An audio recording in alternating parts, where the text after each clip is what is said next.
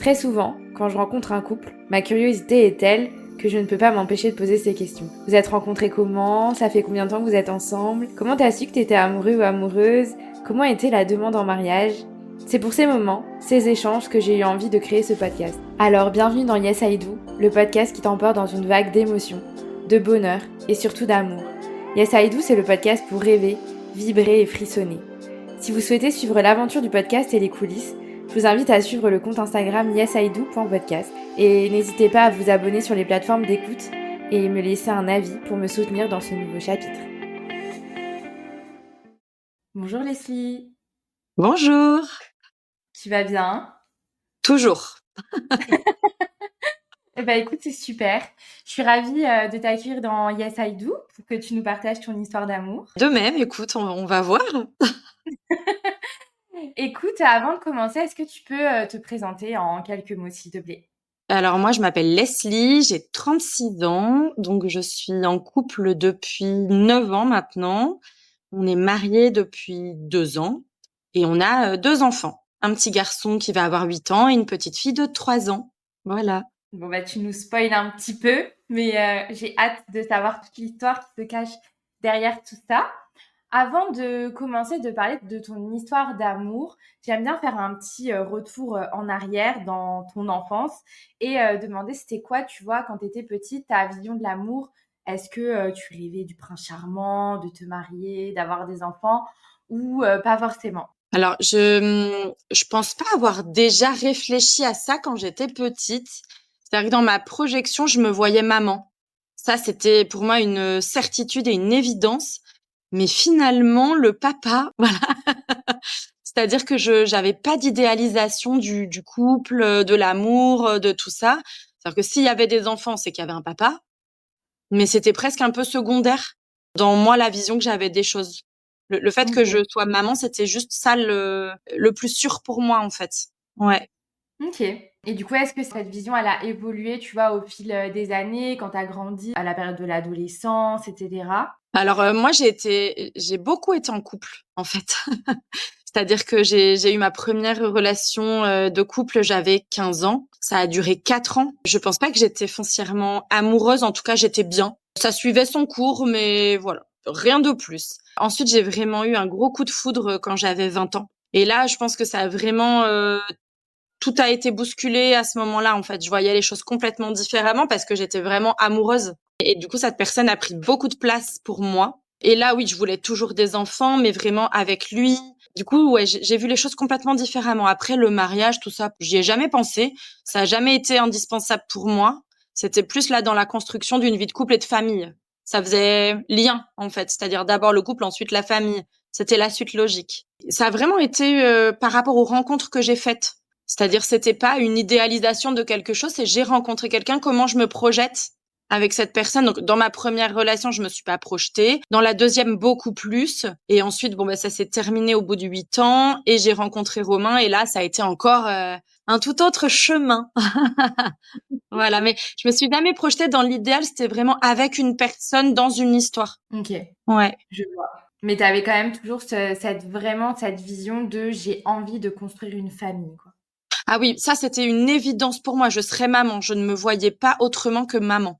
Trop bien. Et du coup, avant de rencontrer du coup ton chéri, dans quel état d'esprit t'étais? Alors moi, ça a été très compliqué parce que du coup, je me suis séparée au bout de 8 ans, mais c'était une séparation difficile puisqu'on s'est séparés avec des je t'aime, mais on sait pas trop. Enfin, lui avait besoin d'espace sans pouvoir l'expliquer, donc ça a vraiment été compliqué pour moi. Je suis partie parce que je pouvais pas rester à ses côtés et alors qu'on était plus ou moins ensemble, c'était trop dur pour moi. Et du coup, notre rencontre avec Romain, c'était assez drôle, si je puis dire. Enfin, peut-être pas au départ en fait, mais avec du recul puisque c'est ma meilleure amie qui donc j'ai eu un accident de voiture. On va reprendre par là.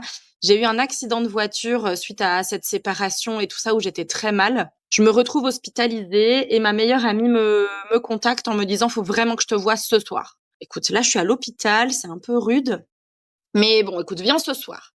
Donc elle vient et elle m'explique que donc mon ex-conjoint, si je puis dire, de qui je suis séparée depuis une semaine, est sur des sites de rencontres. Ah mais Hmm. impossible pour moi en fait, mais pas du tout. C'est-à-dire qu'on s'écrit encore tous les jours.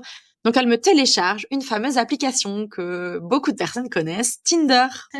Et donc elle me crée un profil juste pour me montrer. Et en effet, la troisième personne, c'est mon ex-conjoint. Donc là, ok, qu'est-ce que c'est que ça? C'est pas possible.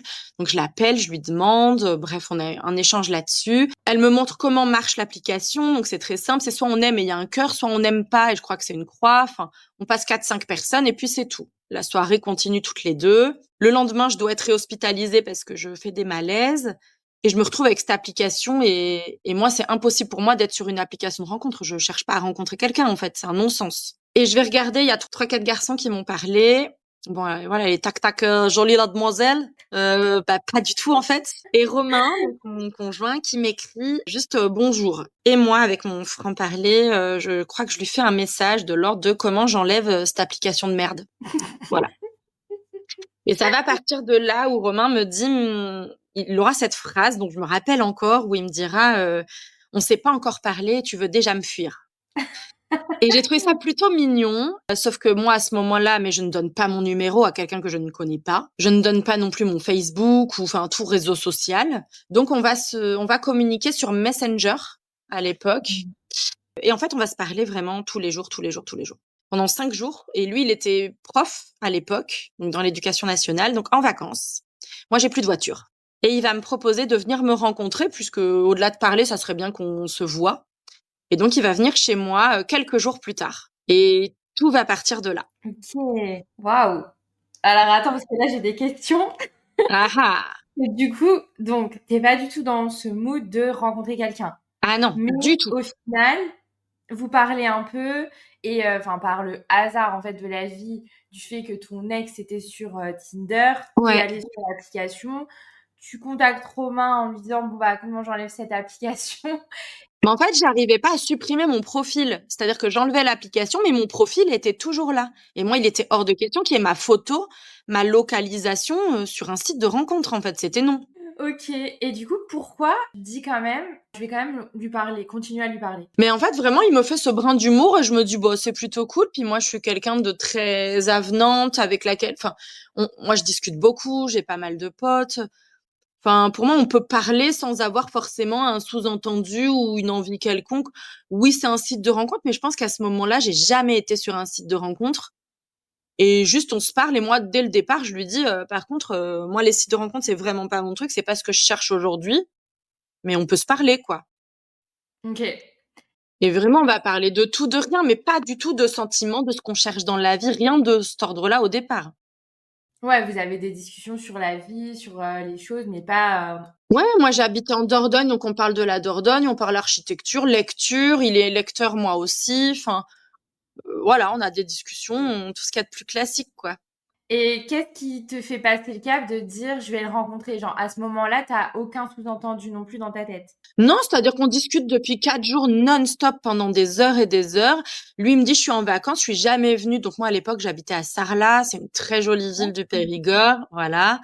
Et il me dit j'ai jamais vu Sarlat, j'irais bien me balader et juste on se boit un café, on se retrouve dans un bar, on boit un café et c'est tout en fait.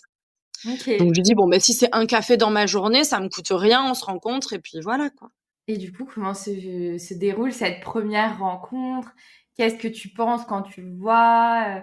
Dis-moi tout. Alors, la première rencontre, c'est très particulier parce qu'en fait, donc moi à cette époque-là, j'ai perdu beaucoup de poids, je mange très peu. Je suis pas bien du coup de ce que je suis en train de vivre aussi avec mon ex-conjoint. Je me retrouve dans un tout petit appartement qui est même pas meublé, enfin qui commence tout juste à l'être, donc difficile. Et en fait, je me sens pas du tout capable même d'aller à pied vu que j'ai pas de voiture en ville. Sauf que je veux pas qu'il vienne chez moi. Enfin, je le connais pas. Et en fait, j'ai un espèce de, comment on peut dire, une petite cour dans la résidence où il y a un petit salon de jardin. Donc, je lui propose qu'on se rejoigne plutôt dans cette petite cour-là. Comme ça, c'est pas trop loin de chez moi. On se boit un café et il repart, en fait. Donc, quand je le vois, alors j'avais déjà vu quelques photos, mais il me plaît pas au-delà. Enfin, c'est pas du tout le style de garçon qui me plaît. Donc vraiment physiquement, c'est pas ça. Sauf que on s'entend hyper bien. Donc finalement, moi c'est pas du tout ce que je recherche quelqu'un, donc c'est très bien, je m'en fiche qu'il me plaise ou pas. Le tout c'est qu'on ait des échanges, qu'on se parle. Donc il vient, on se boit un café en terrasse et puis les heures passent, les heures passent, les heures passent et en fait ça se passe hyper bien et on s'entend vraiment très bien. Si bien que le midi, on va manger ensemble, donc toujours sur cette terrasse, et que le soir il est quoi? Il est plus de minuit. quand on se rend compte qu'on est encore là. Donc, je vais lui proposer de monter à l'étage quand même parce qu'il commence à faire froid. Et on va manger chez moi. Et en fait, il repartira pas. Mmh. Il passera la soirée et la nuit à la maison. Voilà. OK. Ah ouais, donc on passe de on se voit dans la cour, allez C'est 1 heure ça. ou 2, on sait pas, à Ouais. au final il est pas parti. Et ce qui était assez fou, en fait, c'est qu'on a vraiment, pour le coup, là, des discussions autour de tout. Donc, de nos passés amoureux. Il sait où j'en suis, moi, aujourd'hui. C'est-à-dire que je suis en train de vivre une rupture qui est difficile. Lui en a vécu une quelques années auparavant, donc il comprend exactement où j'en suis. Je lui dis qu'il est hors de question que je rencontre quelqu'un. C'est pas du tout le projet. Que moi, les aventures d'un soir, j'en ai jamais eu et que ça me correspond pas non plus, en fait. Mais voilà, et lui, plusieurs fois pendant la soirée, me dit écoute, s'il se passe quelque chose, on n'est pas en couple. Hein. Je dis mais non, mais pas du tout, c'est ce que je te dis depuis le départ. D'accord. Et il n'arrête pas de me dire le week-end prochain, je vais à Paris. Oui, j'ai compris l'idée. Donc je dis c'est ok. Enfin moi, en fait, la seule chose que je te Mmh. demanderais, c'est pas de mensonges. C'est-à-dire que là, je suis en train de vivre une rupture avec des choses que je ne comprends pas et je veux pas revivre ça. C'est-à-dire que tu rencontres quelqu'un, tu me le dis. Si on s'aventure dans quelque chose, voilà. Mais aujourd'hui, on n'en est pas là, quoi. Et OK. finalement, bah, il passera la nuit à la maison et il repartira le lendemain dans la journée. Voilà. Et on continuera de se parler tous les jours, tous les jours. OK. Donc là, donc il passe la nuit, il part et après toi, tu es dans quel état d'esprit quand il repart, est-ce que quelque chose a changé dans ta tête? Déjà, je dors pas de la nuit et je me dis mais qu'est-ce que t'as fait? Mais qu'est-ce que t'as fait? C'est-à-dire qu'il y a un garçon chez toi. Mais qui es-tu?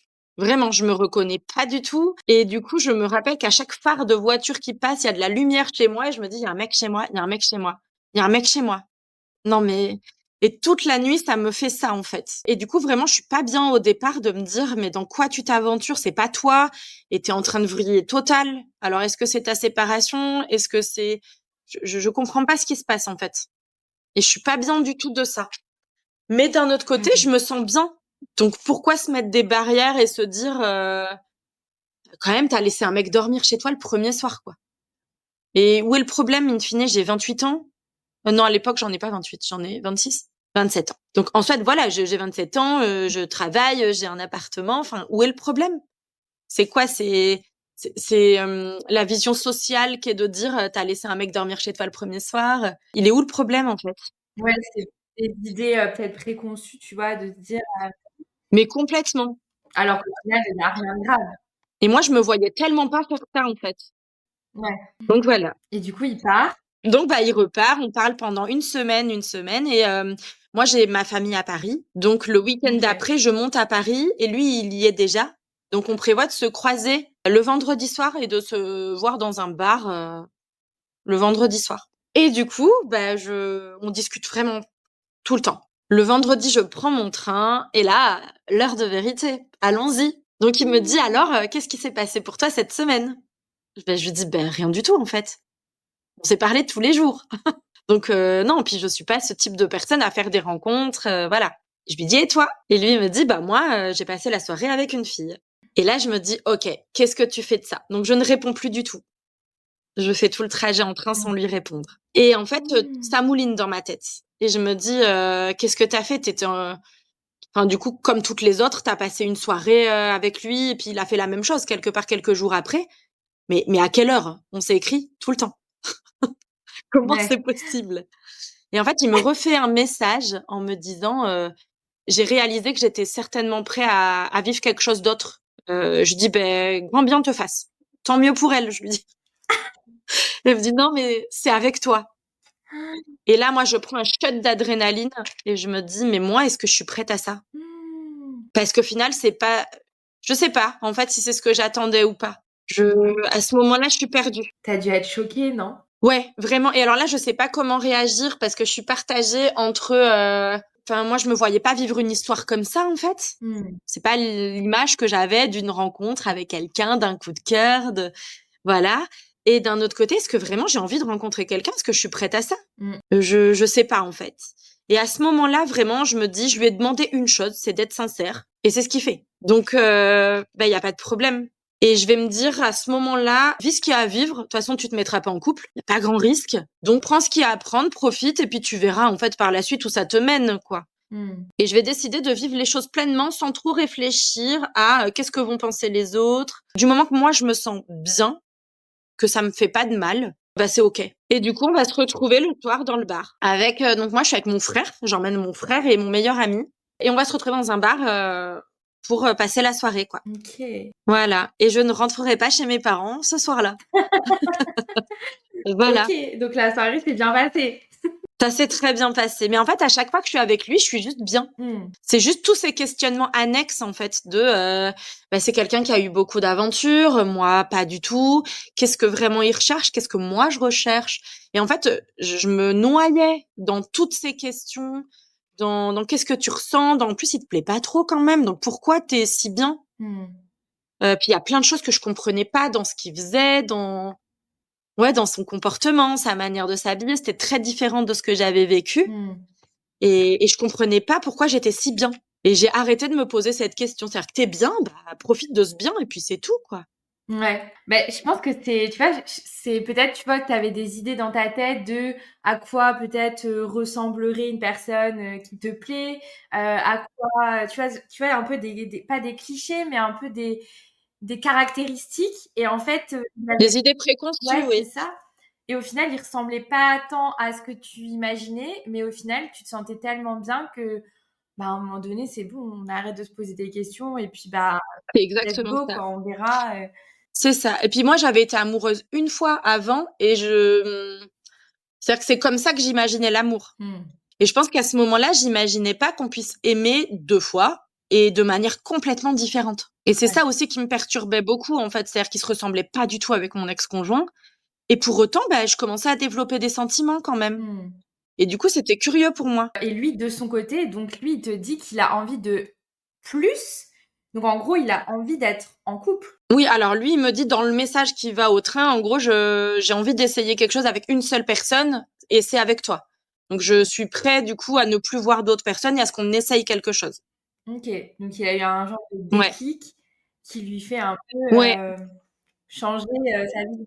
Alors Romain, lui, dans son parcours, en fait, il a été avec quelqu'un pendant 5 ans. Ça a été très fort. Ça s'est terminé, ça a été très dur et du coup, il a un peu enchaîné les rencontres, voilà, mais qui n'ont pas du tout duré. Il a essayé de tomber amoureux et ça n'a jamais fonctionné en fait. Il a essayé vraiment 2 fois avec deux filles, mais à chaque fois il se rendait compte au bout de quelques temps que bah c'était pas de l'amour, c'était pas ça. Et là nous on s'est rencontrés et c'était un peu pareil, je cochais toutes les cases, mais est-ce que vraiment il va tomber amoureux, est-ce qu'il réessaye encore et du coup bah ça le fait souffrir parce qu'il n'y arrive pas. Et en fait un peu comme moi il se dit bah lâchons prise, ça se passe bien et bah on essaye en fait. Ok. Mais on n'est pas du tout sur les mêmes visions à ce moment-là. C'est-à-dire que moi, je veux des enfants, lui pas du tout. Lui ne veut pas d'enfants. Lui, il veut se marier, moi Ok. pas. Voilà. Et du coup, on va se construire un peu comme ça en disant pour l'instant, bah c'est pas si grave, même si on voit pas les choses de la même manière. Le temps, on verra ce que ça dira. Moi, par contre, je lui dis très clairement que avoir des enfants pour moi, c'est tellement important que un jour, s'il faut choisir entre une vie de couple et avoir des enfants, le choix est déjà fait. Oui, surtout. J'aurai des enfants. Je peux pas vivre autrement que comme ça. Et du coup, comment la relation évolue? Parce que là, du coup, ça fait une semaine que vous vous connaissez. Comment ça évolue au fil des semaines et... Alors, donc, nous, on se rencontre en avril, mi-avril. Donc là, on est déjà fin avril quand on se retrouve à Paris. On va continuer de se parler tous les jours. Et alors, on fait beaucoup la fête tous les deux. On a ce côté où il y a ces rencontres festives, tout ça. Et donc, bah, on se dit, on va aller faire les férias ensemble. Et je vais rencontrer. Donc là, il va me faire venir dans son village. Donc moi, au départ, je pense aller dormir chez ses amis, puisqu'on part en feria le lendemain. Que nenni. J'apprendrai le matin même qu'en fait, je vais dormir chez ses parents. Et là, douche froide, encore une fois. C'est-à-dire que je me dis, mais non, non, non, mais moi, j'ai pas signé pour ça. Hein. J'ai pas du tout dit oui à ça.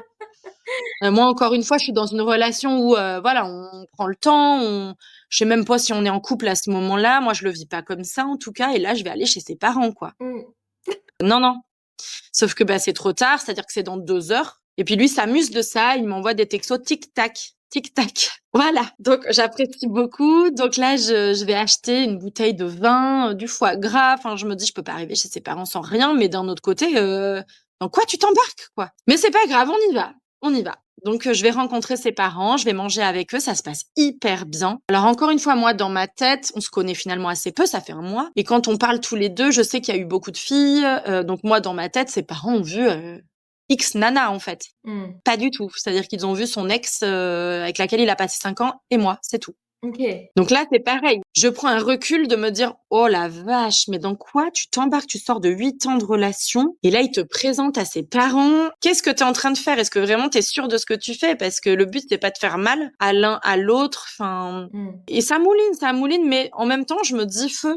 J'ai été claire avec lui, il sait où j'en suis. On verra bien. Pour l'instant, on est bien. Donc, je vais rencontrer tous ses amis, la fête, tout ça. Beaucoup de fêtes, beaucoup de soirées. Et les mois déroulent un peu comme ça, où moi, j'achète une maison toute seule. Ok. Parce que on avait fait construire avec mon ex-conjoint. Donc, au cours de cette séparation, on vend la maison et moi, je décide de racheter toute seule. C'est très clair pour moi. Je ne rachèterai pas avec quelqu'un. Je veux avoir un pied-à-terre. Je me retrouverai plus à la rue comme ça s'est passé pendant ma séparation. Ça sera mon chez-moi. Donc, on est quand même à 1h30 de route, lui et moi. Donc, il vient régulièrement à la maison, mais on n'habite pas vraiment ensemble, en fait. Et les mois vont se passer comme ça. On se voit tous les week-ends, même des fois 1 ou 2 soirs de la semaine. Ça se passe juste hyper bien. C'est simple, en fait. Et à ce moment-là, vous êtes en couple?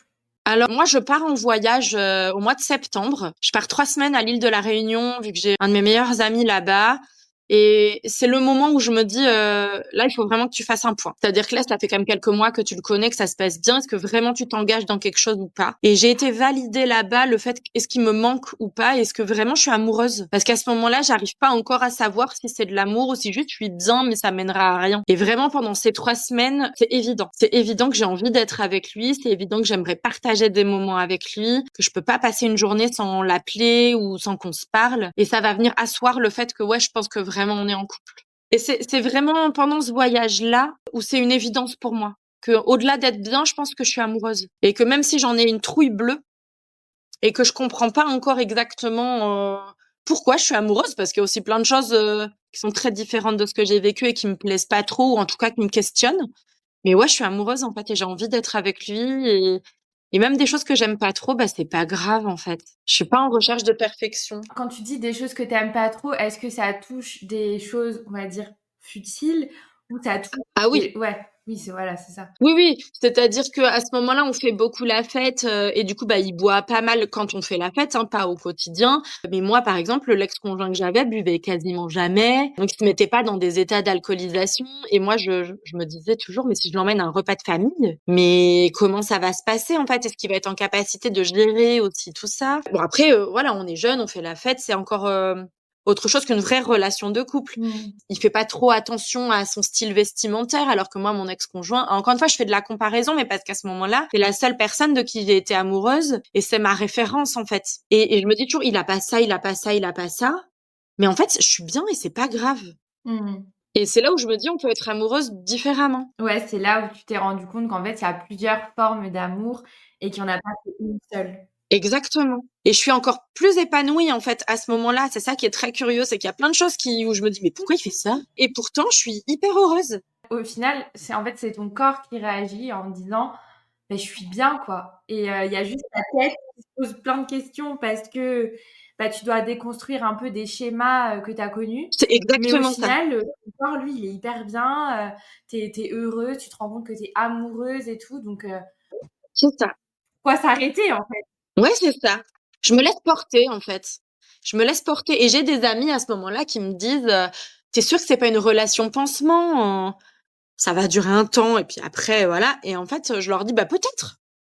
Aujourd'hui, je sais pas. En tout cas, je suis juste bien et pourquoi je mettrais un terme à une relation où je suis bien? Enfin, ça a pas de sens pour moi à ce moment-là». Ah, c'est clair. Et du coup, quand tu rentres de la réunion Alors déjà, on se parle pendant la réunion et je lui fais comprendre quand même que pour moi, c'était un peu fatidique ce moment-là parce que lui, il m'a déjà dit «je t'aime» et moi, je crois que je lui dis merci. La gêne ultime. Ouais. Parce que je sais pas en fait si je l'aime et je veux pas enfin je veux peser mes mots. Moi, j'ai dit «je t'aime» qu'à une seule personne et je veux pas le dire n'importe comment et je veux vraiment le penser et en être sûre. Et du coup, je rentre de la réunion, donc on se parle pendant la réunion où je lui dis vraiment j'avais besoin de valider quelque chose pour savoir si on continuait ou pas. parce que je veux pas te faire souffrir. Toi, je vois bien que tu t'attaches et c'est quelque chose de nouveau aussi pour toi. Mais moi, je veux être sûre aujourd'hui, maintenant qu'on avance dans le temps dans cette relation, de où on va. En tout cas, est-ce qu'on va dans le même sens, quoi. Et je lui dis, donc on rentre et je vais lui dire moi aussi pour la première fois que je l'aime. Donc je vais lui dire aujourd'hui, je pense que je peux te le dire parce que j'en suis sûre. Donc c'est un beau cap qui se passe Ouais. et là, je pense que... Mais je pense que c'est, tu vois, je trouve que c'est beau, tu vois, ce que tu dis de pas le dire pour faire plaisir, mais vraiment de le dire parce que tu le penses vraiment. Et je pense que c'est essentiel, tu vois, de pas dire je t'aime pour juste le faire plaisir à la personne, alors qu'au fond de toi, c'est pas trop. Ouais, alors après, c'est hyper dur, on mesure pas, hein. Mais moi, vraiment, quand je me rappelle, on est dans la chambre et qu'il me dit je t'aime, et là, je sens que, ok, ça va être violent. Je sais pas si ça l'est pour moi, pour lui. Lui, il a même pas trop de souvenirs De ce moment-là. du fait que je lui ai juste dit merci. En fait, on en a reparlé longtemps après, parce que j'étais hyper gênée de ça. Et lui, il me dit, en fait, moi, je t'ai dit je t'aime parce que à ce moment-là, il fallait que ça sorte, mais j'attendais pas un retour. Hmm. J'avais besoin de te le dire, que tu le saches. Voilà. Et je lui dis, mais je sais pas si tu te rappelles la réponse que je t'ai fait. Il me dit, pas tellement, j'avais juste besoin de le dire.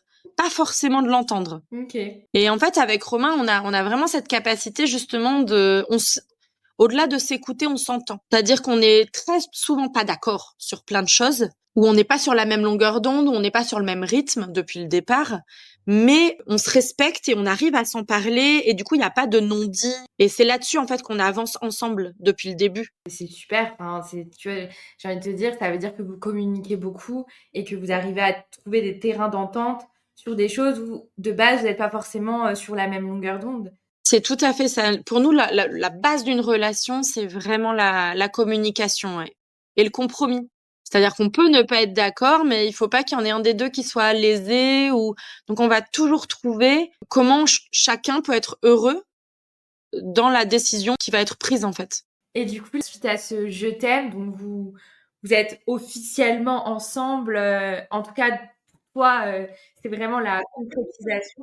Bah, il y a que nous qui en doutions apparemment, hein, parce que pour nos amis, enfin les gens qui nous avaient vus, pour eux c'était évident qu'on était ensemble. Je pense qu'il y avait que surtout moi à ce moment-là, peut-être lui un petit peu aussi parce que ça lui, Hmm. enfin il avait peur de réessayer et lui je pense que là vraiment il tombait amoureux et il avait un peu peur de ça, mais Hmm. il en avait envie.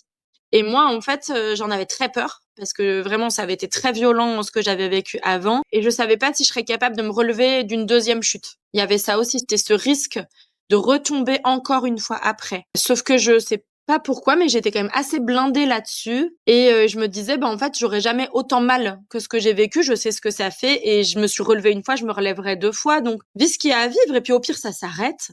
T'auras vécu des super moments, t'auras pas de regrets. Et c'est OK. Clairement. Et vraiment, j'ai un poids sur mes épaules qui était plus là. En fait, depuis que je suis avec Romain, j'ai pas de poids sur les épaules, comme parfois on peut avoir dans les relations. Je me posais plein de questions, mais sans que ce Ouais. soit trop lourd. Oui, puis c'était le début aussi. C'est-à-dire que au début, tu sais pas trop, t'avances, mais bon, enfin, tu vois, c'est différent que toi, tu sors d'une relation de 8 ans où là, tu savais un peu où tu mettais les pieds, même si bon, il y a eu plein de choses que tu as vécues, etc. Mais là, du coup, tu recommences quelque chose de zéro avec quelqu'un que tu connaissais pas et ça fait peur. C'est normal. Et t'as la peur de re-souffrir, t'as la peur de t'engager pour rien. Enfin, c'est normal, tu vois, toutes ces peurs, je pense qu'elles sont totalement légitimes. Mais il y a toute cette effervescence aussi, c'est-à-dire qu'avec les copines, on en rigole. Moi, j'étais avec quelqu'un de mes 20 ans à mes 27 ans à peu près. Et là, en fait, je me retrouve à 27 ans à, ouais, avoir des relations intimes avec quelqu'un, à rentrer dans l'intimité d'une personne, à découvrir une personne. Et du coup, c'est tout nouveau aussi, tout ça. Et en fait, j'adore cette période-là où tu te redécouvres un petit peu toi aussi. Et moi, je décide de pas m'oublier, c'est-à-dire qu'aujourd'hui, je sais qui je suis. Je sais ce que je veux pas, ce qui était peut-être pas le cas quand j'avais 20 ans. Et je vais aussi construire cette relation autour de ça. Je ne m'oublierai pas. Et quand je suis pas d'accord, je vais oser dire, là, ça me convient pas. Ou là, je suis pas d'accord. Enfin, je vais oser affirmer des choses que j'étais pas en capacité de faire à 20 ans. Mmh. Bah, c'est sûr parce que tu évolues et tu apprends au fil des années, ce que tu as envie, ce dont tu as besoin, ce que tu ne veux plus et cetera. C'est ça. Et Romain est hyper OK avec ça. C'est-à-dire que vraiment, on peut discuter de tout. Il y a pas de problème. Mmh. Donc, c'est très fluide de tout ce qu'on vit depuis le départ. Et le fait du coup qu'ils ne veuillent pas d'enfants alors que toi oui et là vous rentrez dans cette relation vraiment, sérieuse. Est-ce que ça te et pas te poser des questions? Alors, en fait, à ce moment-là, on parle pas d'enfant. C'est-à-dire que moi, il rencontre mes parents pour la première fois pendant l'été. Et justement, ma mère, c'est la première question qu'elle lui pose et il lui répond, non, mais moi, je veux pas d'enfant. Et là, on sort du restaurant et ma mère me dit, mais en fait, Leslie, comment tu vas faire? C'est pas possible. Toi, tu veux des enfants, il y a un problème. Ça ne peut pas durer. Et moi, je me revois lui dire, écoute, ça durera le temps que ça dure. Aujourd'hui, je suis très bien. À un moment donné, on verra quand pour moi ce sera trop important. On verra ce qu'on fait. Voilà. Mais c'est trop tôt. Et en fait, on n'en parle pas spécialement vraiment de projection de plus tard. On vit ce qu'il y a à vivre sur le moment, sans réfléchir. En fait, vraiment, on fait pas de projet. Ouais. C'est-à-dire qu'on vit au jour le jour, on aime notre vie au jour le jour, sans vraiment se projeter. Après, encore une fois, ça fait que quelques mois. On se rencontre en avril, on est en septembre ou octobre. Ça fait 4 mois. Oui, c'est les tout débuts, quoi. Donc, on se laisse le temps aussi d'avoir des projets communs. On parle même pas des vacances, on parle même pas, enfin, on se laisse vivre. Mmh. En décembre, donc on passe pas Noël ensemble. Enfin voilà, on n'en est pas là. Il fait dans sa famille, je fais dans la mienne. C'est ok avec ça. Je rentre de mes vacances de Noël et on fait je crois à l'époque c'est les 30 ans de son cousin où je revois du coup toute sa famille. Voilà. Et en fait, on fait Nouvel An ensemble, une super soirée de Nouvel An. Et début janvier, je me sens pas très bien. J'ai mal au ventre, je comprends pas trop ce qui se passe. Et je suis chez une amie, et en fait, elle rigole et elle me dit, c'est tous les symptômes d'une grossesse. Et moi, je lui dis, non, mais oui, d'accord, bien sûr. Et je dis, mais moi, j'ai mes règles. J'ai eu mes règles il y a une semaine. Mmh. Je prends la pilule. Enfin, aucun risque, en fait. Elle me dit, bah, il me reste un test. Bon, ben, je vais faire le test et il vire positif. J'ai même pas fini de faire pipi que il est positif, quoi. Et là, je me dis waouh, ok, c'est quoi? Qu'est-ce qui se passe? Alors là, tout se mélange. Oh là là. Du coup, je me rappelle, je sais pas comment je dois réagir à ça. Donc, je ne dis rien à mon amie. Elle me voit toute blanche. Je lui dis, je vais rentrer chez moi. Je suis même pas capable de le dire, donc je rentre chez moi. Je crois que je fais un SMS à Romain pour lui dire, écoute, je suis positive. Et lui, en fait, on fait beaucoup la fête encore une fois, m'appelle et me dit, il faut que je vienne te chercher au poste. Et je lui dis, pas du tout. C'est pas ce positif-là, en fait. Et là, ok, donc il accuse un peu le coup comme moi. Et il me dit, mais là, on fait quoi? Et je dis, bah écoute, j'en sais rien du tout. On se rappellera 1 heure après. J'irai chez lui. Donc à ce moment-là, il est chez ses parents. Donc je vais chez ses parents. Il va mettre 4 heures à arriver, littéralement. Donc je vais passer 4 heures auprès de son papa, Oh purée. à attendre qu'il arrive. Il arrive. Bah il a faim, donc on mange. Moi, j'ai pas du tout envie de manger, hein. Je ne veux que parler. Tu m'étonnes. Ah, je suis en ébullition totale. Je sais pas ce que je veux. J'ai tout qui passe dans ma tête. Donc on mange. Il va vouloir regarder le film du soir. Mmh. On va regarder le film du soir. Et là, on va se coucher. Et il me dit, je crois que ce sera un vierge. Et là, je me dis, oh bordel. Il se projette avec un enfant. Il a calculé le signe astro. Enfin, Mmh. donc moi, dans ma tête, ça y est, j'ai une projection et on va le faire en fait. On va y aller. Mmh. Et en fait, on se couche. Et il me dit, moi, je suis pas prêt. Je veux pas d'enfant. Et alors là, j'ai la redescente. L'ascenseur émotionnel est à l'étage -12 et je comprends pas. Et je lui dis vraiment, qu'est-ce que tu me fais là? Je comprends pas. Tu viens de te projeter et en 3 secondes, tu me dis non. Je me projetais pas encore vraiment parce que je pensais pas que c'était le bon moment. Enfin, voilà, il y a tout qui se bousculait. C'est pas comme ça que je voulais avoir un enfant. Moi, je voulais avoir un désir d'enfant, qu'on essaye, qu'on vive les choses un peu comme tout le monde. Et là, ça nous tombe dessus, mais en fait, en 3 secondes, moi, je me suis vue avec toi et un enfant. Et lui, clairement, me dit non, moi, je me sens pas du tout d'avoir un enfant. C'est pas mon désir. Et donc, je vais lui dire, bah, écoute, ok, on va prendre les rendez-vous pour l'avortement parce que je peux pas te faire ça. J'aurais pas un enfant contre ta volonté. C'est pas comme ça que j'ai envie d'être maman. C'est Mmh. pas comme ça que j'ai envie d'avoir un enfant. Et je peux pas te faire ça à toi, en fait. Le fait que tu saches que t'as un enfant quelque part, c'est inconcevable pour moi. On va prendre aussi la décision de n'en parler à personne. C'est-à-dire que ça nous appartient. On en parlera peut-être plus tard, mais tant qu'on est en train de le vivre, je veux pas que quelqu'un se mêle de ça. Voilà. Du coup, je vais prendre rendez-vous pour une échographie. Non, non, j'arrive au travail le lundi, donc ça c'est un dimanche. Je vomis tout ce que je peux devant le travail, donc je travaille à l'hôpital. Je Mmh. vomis tout ce que je peux sur le parvis. Mmh. Et j'ai un médecin avec lequel je travaille qui m'a un peu accompagnée aussi pendant ma séparation, qui me dit, écoute, viens me voir au cabinet. Donc, je vais le voir et je peux même pas parler, je sors le test de grossesse. Et là, il me dit, mais toi, il te manquait plus que ça, quoi. Mmh. L'humour a tout fait. L'accident de voiture, la séparation, tout. Voilà. Et je lui dis, je crois qu'on va pas le garder. Donc, il me fait une ordonnance. Je vais faire une échographie. Même pas la prise de sang, l'écho. Et en fait, je suis enceinte de 3 mois. Donc, il y a tout le bébé, hein, les bras, les jambes, tout. Je pleure, je pleure, je pleure. Et là, le médecin me dit, oh là là, c'est tellement beau, l'émotion d'une femme enceinte. Et moi, je dis, mais pas du tout, monsieur. En fait, je viens pour un avortement. Donc, si on pouvait couper le son et tourner l'écran, ça m'arrangerait un peu. Donc, c'est hyper dur pour moi parce que vraiment, je vois cet enfant avec les 4 membres. J'entends son cœur. Et vraiment, je suis pas du tout en paix avec cette décision, quoi. Mais je peux pas avoir un enfant comme ça. Pour moi, c'est pas possible. Donc, on va en parler beaucoup avec Romain.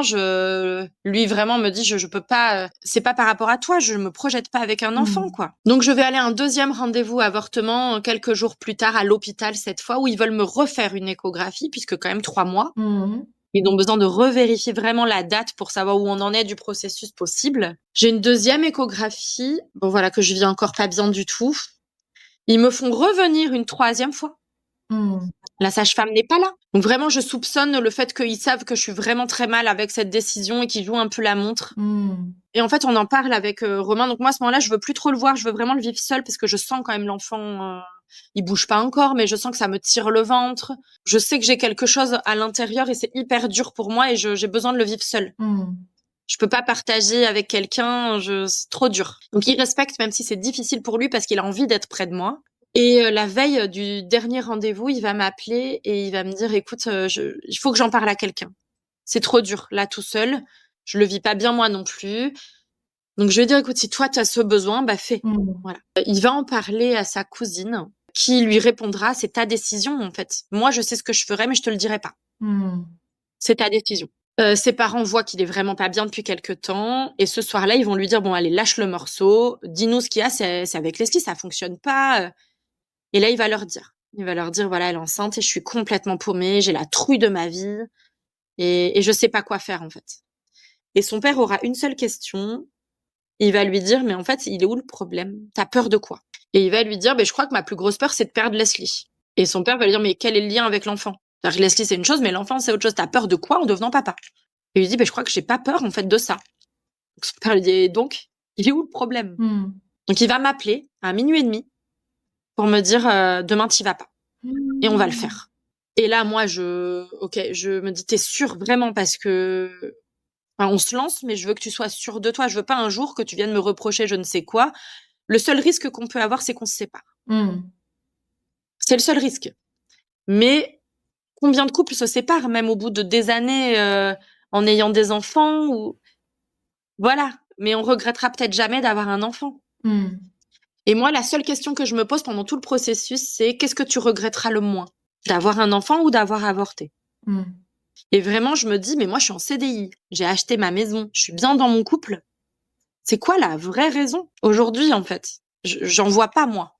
À part que lui n'est pas prêt, que je vais respecter ça. Ouais. Mais est-ce que c'est suffisant, en fait? Et vraiment, j'ai que ça en tête. Et donc, quand lui me dit c'est OK, c'est là où je dis qu'on a toujours tout vécu différemment. C'est moi qui prends peur. Et je me dis, on va le faire. On va le faire, mais est-ce qu'on est sûr de nous et comment on va gérer ça? On n'habite pas ensemble. On n'a jamais habité ensemble. Ça fait 9 mois qu'on se connaît. Ouais. Quand je tombe enceinte, comment on va gérer tout ça? Mais on va le faire. Depuis le début, il y a rien qui va. Il y avait rien pour que ça le fasse. On va le faire. Le lendemain, il m'appelle. 8h30 du matin. Je me dis, oh bordel, il a changé d'avis. Je suis une girouette, quoi.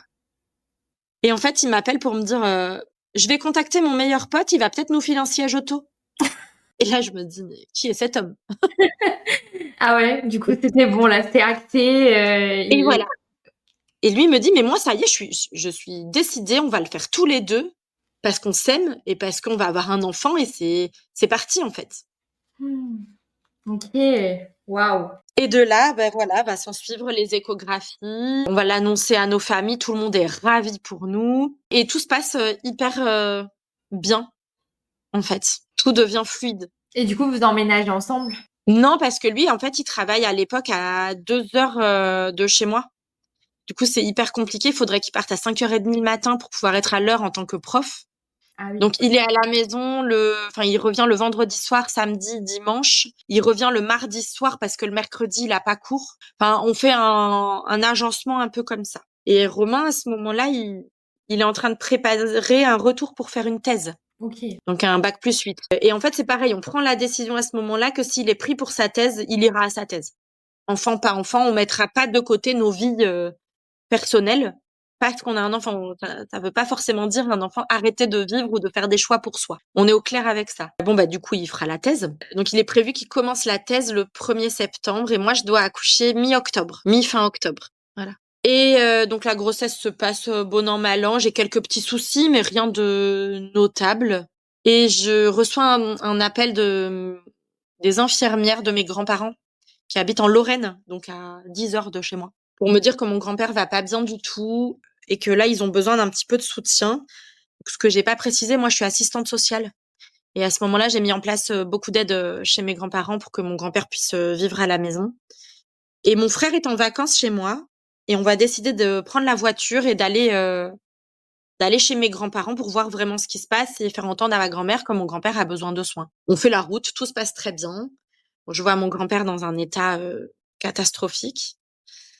Et le lendemain matin, donc je suis enceinte de 7 mois et demi, quelque chose comme ça. Je suis à 34 semaines. Voilà, les futures mamans ou les mamans comprendront. En gros, à 37 semaines, l'enfant est viable, tout est bien construit. 34, c'est un peu tôt, mais ça va. Et en fait, je me lève et je me dis, mais Leslie, t'as fait pipi sur toi? Non, mais quand même. Donc, je vais me doucher, puis je me recouche. Puis quelques heures après, je parle avec une copine qui me dit, mais Leslie, t'as perdu les os, là. Mais pas du tout. Je lui dis, je suis enceinte de 7 mois et demi, j'ai aucune contraction, je sais même pas ce que c'est. C'est impossible. Elle me dit, mais va à l'hôpital et va consulter. Ça te coûte rien. Je réveille mon frère et je lui dis, je crois que j'ai perdu les os. Il me fait un saut dans le lit. Il me dit, bah, repars. Mais non, mais je lui dis, t'inquiète pas, il y a rien du tout. Enfin, j'ai même pas fait les cours à la prépa d'accouchement. C'est pas possible. Puis je lui dis, au pire des cas, je fais un rapatriement, j'ai une assurance, je rentre en ambulance et puis c'est tout, quoi. L'accouchement, c'est hyper long. Bon. Je pars à l'hôpital, la dame me dit, je vais vous ausculter. Je dis, pas du tout, madame, vous commandez une ambulance et je rentre chez moi. Elle me dit, non, non, mais je peux pas, on n'a même pas votre dossier médical. Donc bon, elle va m'ausculter, je suis dilatée à 4. Donc le travail est largement commencé et je lui dis, mais je ne sens rien. Rien du tout, en fait. Donc j'appelle Romain, qui est en route pour son premier jour de travail en thèse. Donc je n'ai pas de valise de naissance, je ne suis partie avec rien, je ne suis pas du tout censée accoucher. Puis dans ma tête, c'est impossible. Donc là, l'infirmière me dit, mais là, vraiment, vous allez accoucher dans les heures à venir, donc il faut que votre conjoint vienne. Ça risque d'aller vite et vous faites un déni, en fait. C'est-à-dire que si vous n'aviez pas fait ce test au départ, vous auriez fait un déni de grossesse. Et là, votre cerveau n'a pas intégré que vous allez accoucher, madame. 3 heures après, j'accouche. Donc Romain n'a pas du tout le temps d'arriver. Je crois qu'il est à Limoges, en plein milieu de la France. Quand moi, je lui dis, je suis dilatée à 10, là, ça va arriver. Il reçoit un appel de son père qui lui dit que sa grand-mère vient de mourir. Ouais, on s'y attendait pas, c'était pas du tout prévu. Donc lui, il se retrouve au milieu de la France avec sa femme qui va bientôt accoucher et sa grand-mère qui vient de mourir. Et il est au milieu de nulle part, quoi. Donc hyper violent. Donc il a sa mère avec lui, il a récupéré sa mère sur le trajet pour faire la route, qu'elle avait peur qu'il passe la route tout seul. Donc il arrive, donc moi j'accouche avec mon frère dans la salle. Hyper particulier. J'avoue. Voilà, donc j'accouche avec mon frère. J'envoie la photo, la première photo à mon conjoint. Donc il voit son bébé en photo. Un accouchement pas facile. Il est sorti avec la ventouse, il a le cordon ombilical autour du cou. Enfin, pendant 20 minutes, je sais pas s'il est vivant. Enfin, voilà, quelque chose de très angoissant que je vis toute seule. Il y a mon frère, mais c'est pas pareil. Et je ne peux pas beaucoup porter mon bébé parce que il est un peu en détresse. Du coup, Romain va arriver, c'est lui qui va faire le premier pot à pot avec son fils. Donc un petit bébé de 2,4 kg. Donc voilà, et du coup, mon grand-père va décéder 3 jours après. Et on pourra sortir de l'hôpital pour le jour des obsèques. Donc Romain va garder notre fils pour que moi j'aille aux obsèques et on fera les 9 heures de route qui nous ramènent à la maison dans la journée. Waouh, c'est... Ouais. Ouais, c'était très lourd. Mais en plus, on était vraiment au-dessus. C'est-à-dire qu'on flottait au-dessus de tout ça. On était là sans être là. C'était presque dans un état dissociatif, en fait. C'était très particulier. Bah ouais, vous êtes partagé entre tellement d'émotions, la tristesse, la joie, Enfin, je pense qu'à ce moment-là, Ouais, le cerveau, il comprend même pas ce qui se passe, en fait. c'est ça. Romain peut pas être présent aux obsèques de sa grand-mère parce qu'il doit choisir entre refaire la route inverse et laisser son enfant qu'il a même pas vu naître. Mmh. Enfin, c'est ouais, hyper difficile tout ça. Mmh. Et on est du coup pas vraiment seul puisque nous, on a tout le défilé de la famille qui vient pour les obsèques de mon grand-père, donc il en profite pour venir nous voir. Mmh. Donc c'est super qu'on puisse avoir la famille, mais d'un autre côté, on est très partagé par tout ça. C'est très difficile. Mmh. Ouais, j'imagine que ça, ouais, c'est vraiment particulier et ça a dû être vraiment pas évident à vivre, mais ouais. Ouais, c'était un mélange d'émotions qui est, et je pense qu'on en a même pas pris la mesure au moment où on le vivait. Mmh. C'est vraiment après, quand on s'en est reparlé, qu'on s'est dit vraiment, c'était fou. Mmh. C'est clair. Donc voilà, donc on va rentrer à la maison. Romain, bah, du coup, il aura ses 11 jours de congé paternité et il repartira au travail au 11e jour. Donc toujours à 2 heures de la maison. Donc il fera donc sur une thèse. Hein. Mmh. Donc c'est quelque chose qui prend énormément de temps et d'énergie. Donc on va dire que la première année avec notre fils, je suis beaucoup seule. Mmh. Voilà, je l'élève ouais, beaucoup seule. Au bout de 1 an, on décide de déménager pour se rapprocher du travail de Romain et que ben on soit beaucoup plus en cocon familial. Mmh. Donc on va se rapprocher de Bordeaux. On est locataire à ce moment-là, donc ça c'est pareil, un gros chamboulement pour moi. Faut changer la nounou, faut changer de maison, faut changer de lieu d'habitation. Et moi, je l'avais déjà fait pour mon ex-conjoint, tout quitter. Et là, je me dis, tu recommences en fait, tu requittes toute ta vie pour quelqu'un, ce que tu t'étais promis de ne jamais refaire en fait. Et encore une fois, je me laisse porter et je me dis, je le fais aussi pour mon enfant aujourd'hui. Je le fais pas que pour moi, je le Ouais. fais aussi pour mon enfant. Donc je replaque tout.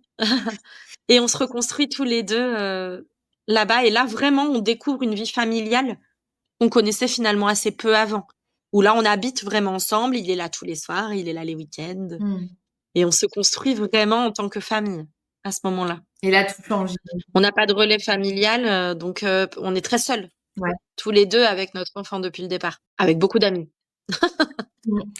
On est très entourés par les amis quand même. Bah, Voilà. tant mieux, c'est quand même aussi important, ouais. Donc voilà, et puis la vie suit son cours. Moi, je veux très vite un deuxième enfant. Bah, Mmh. Romain pas. Voilà. Lui, non, non. Un, déjà, c'est très bien. C'était pas voulu, mais il est très heureux et c'est très bien. Mais deux, non, faut pas abuser non plus. Et puis, quelques temps après, c'est lui quand même qui revient et qui me dit, en fait, je crois que j'ai envie de le revivre. Mmh. Et j'ai envie d'être là, vraiment, en fait, pour tout, cette fois-ci. Donc, je vais retomber enceinte. On va décider d'arrêter la contraception. Je vais tomber enceinte quelques mois après, je crois 6 mois après l'arrêt de la contraception. Ça se voit très, très vite. C'est-à-dire que vraiment, je Mmh. prends du ventre tout de suite. Donc, allez, 2 mois après, tous les gens qui me croisent me disent félicitations, quoi. Je ne peux pas le Ah ouais. cacher. Ouais. Mmh. Mon fils le comprend très vite. À l'époque, il a 3 ans et demi. Tout de suite, il me voit, il me dit, t'as un bébé dans ton ventre. Voilà. Donc, super bonne nouvelle. On l'annonce à nos familles, puisque de toute façon, bah, ça se voit, hein. Donc, voilà. Mmh. Et on va faire l'échographie du 3e mois. Et là, pas de battement cardiaque du Mmh. bébé.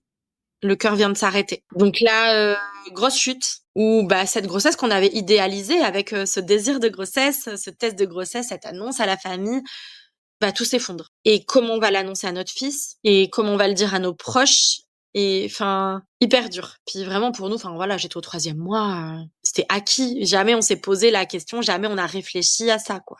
Mmh. C'est pas envisagé et envisageable. Donc voilà, et encore une fois, on va le vivre tous les deux ensemble. Comme tout en fait, depuis le début, on partage tout, on discute de tout. C'est hyper dur pour nous deux, pour lui aussi. Et on va décider de pas reprendre de contraception et de laisser les choses se faire. OK.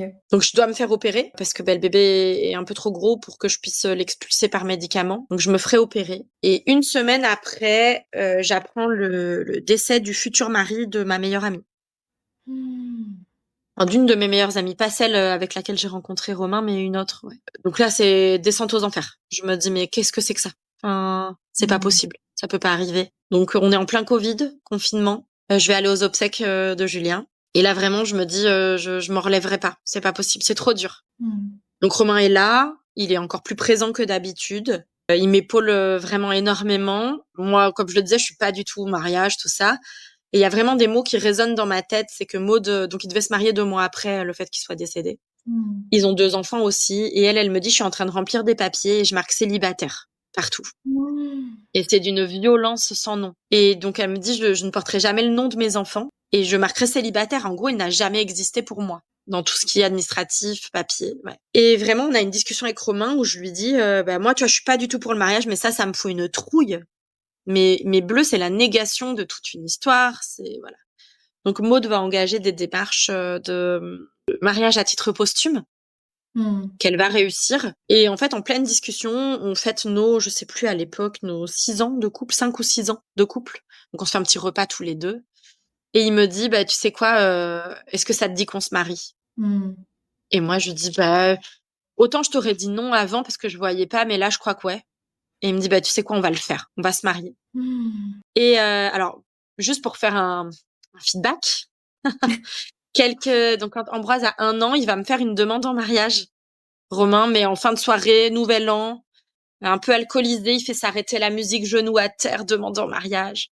Tout le monde s'extasie. Oh waouh, c'est trop beau. Et moi, je leur dis non, non, non, il a surtout trop bu. Demain, il s'en rappellera pas du tout. Bon, du coup, le lendemain, il s'en rappelait, mais il assumait pas du tout.